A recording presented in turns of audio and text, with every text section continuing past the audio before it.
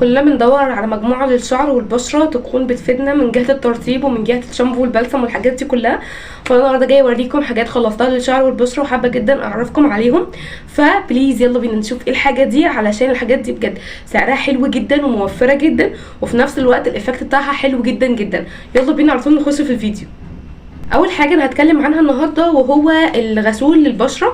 انا النهارده جايبه لكم غسولين يعني لا يختلف عليهم اتنين بصراحه، لان الغسولات دي واحد منهم ب100 وحاجه والتاني منهم ب20 جنيه بس، ففي فرق شاسع جدا في السعر. بس عايزه اقول لكم ان هما الاتنين يعني عجبوني جدا جدا. واول واحد هنبدا بيه وهو ده ستار فيل ده كلينسر للبشره الدهنيه والمختلطه. طبعا هو جل وحلو جدا، قوامه جدا خفيف على البشره.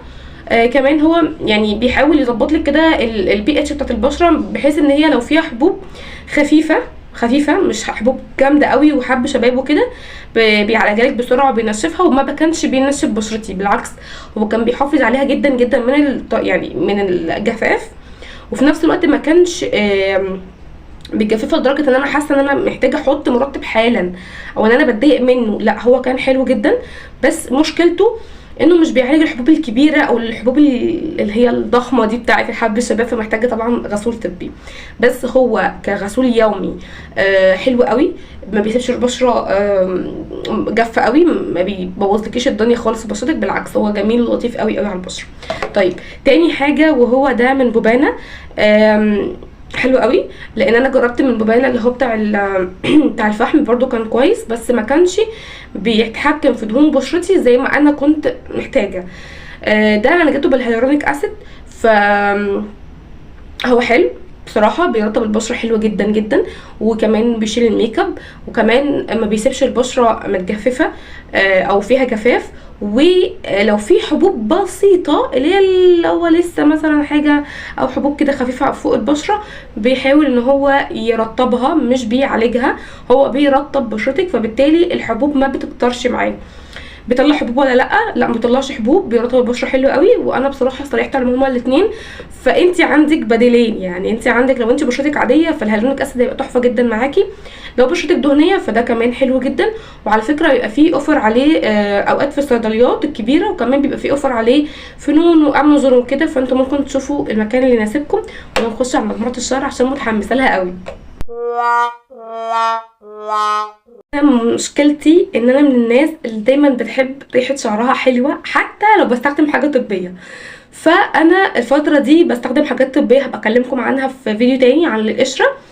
وانا دلوقتي هكلمكم عن المجموعه بتاعت مش اول حد يتكلم عنها انا عارفه، بتاعت الفيف. بس اقول لكم تجربتي معاها ايه. انا حبيت المجموعه دي اكتر من مجموعه الهيالورونيك اسيد، وانا اتكلمت قبل كده عن مجموعه الهيالورونيك اسيد وفي ناس قالت لا دي حلوه قوي معانا، بس هي كانت بالنسبه لي عاديه قوي، مش اللي هو الترطيب الواو اللي انا كنت فاكراه انه ممكن يطلع من مجموعه هيالورونيك اسيد. بس دي حلوه جدا جدا، بتدي طراوه قوي للشعر، كمان بتخلي ريحه الشعر حلوه، بتخلي ريحه الشعر حلوه قوي قوي قوي، بتنضف فروه الراس كويس قوي. يعني بالنسبه للشامبو بينضف فروه الراس حلو قوي، ما بيجففش الشعر خالص. الترطيب بتاعه حلو، بتاع البلسم ترطيبه ممتاز، بيدي ريحه حلوه جدا جدا للشعر. فانا يعني برشح لكم هما الاثنين بجد، المجموعه دي خطيره، ريحه حلوه للشعر ونظافه للشعر وترطيب للشعر كمان. فهي مجموعه جميله قوي. انا كنت جايبه تقريبا الواحد ب حوالي 45 او 40 جنيه مش فاكره قوي. يلا بينا اكلمكم برضو على حاجه مهمه قوي بحبها، وهو حمام الكريم اللي ما بقدرش ابدا استغنى عنه. حمام الكريم بقى يا بنات من احلى حمامات الكريم اللي استخدمتها هو مينك. بس انا هقول لكم على حاجه، انا بحب مينك قوي قوي قوي، بحبه اكتر من فاتيكا، مش عارفه ليه، بس انا فاتيكا ريحته بتنرفزني او ريحته بتتعبني مش بتنرفزني. انا عندي جيوب انفيه فتقريبا باين من صوتي ان انا تعبانه. بس مينك ريحته هاديه وبتدي ريحه حلوه قوي للشعر، بيرطب الشعر حلو قوي قوي قوي. بس انا يعني اللي هو باللوز وزيت الزيتون ده بصراحه ما يعني عادي، ترطيبه عادي وممكن ترطيبه حلو، بس عشان انا متعوده على واحد تاني هوريه لكم دلوقتي.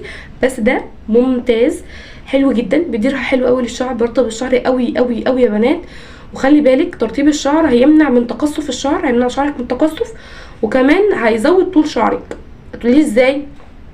ما هو لو شعرك ما تقصفش مش هيقصر، فاهميني؟ يعني هو شعرك طالما طوله كويس، طالما هو مش متقصف وطالما هو صحي ومترطب، فايه اللي هيخلي شعرك ان هو مثلا يقصر او ما يطولش؟ فاهمين قصدي؟ لان التقصف الشعر بتقصيه انت او هو بيتقصف بينجرد لوحده، فتحسي ان انت ما بتطولي شعرك ما بيطولش. بسبب ايه؟ بسبب الترطيب. فالترطيب مهم جدا جدا، لو انت عايزه تطولي شعرك الترطيب مهم جدا جدا. تعالوا اوريكم بقى انا بحب ايه في مينك. انا بحب قوي قوي قوي جوز الهند، بعشقه. هو جوز الهند وزيت الكاكاو بالميكاميديا، تحفه يا بنات، تحفه ويجنن وحلو ورائع وريحته تحفه وبيرطب الشعر قوي قوي. بصوا انا مش عارفه هو فين السلوفان اللي كانت عليه، انا لسه شارياه والسلوفان مش عليه ليه بقى؟ مش عارفه، حاجه غريبه. بس تمام، هو كامل. سعره كام يا ساره؟ عشان انتي ما قلتلناش سعر ده كام. سعر ده انا لسه شاريه حالا دلوقتي، هو سعره 22 جنيه نص كيلو، بيقعد معايا ممكن شهرين بجد. هو ده نص كيلو، يا رب اكون بقول الكميه صح يعني، اعتبروني بقول الكميه صح. لا نص كيلو والله صح الحمد لله. فيا جماعه ممتاز وحلو ورائع وسعره حلو جدا.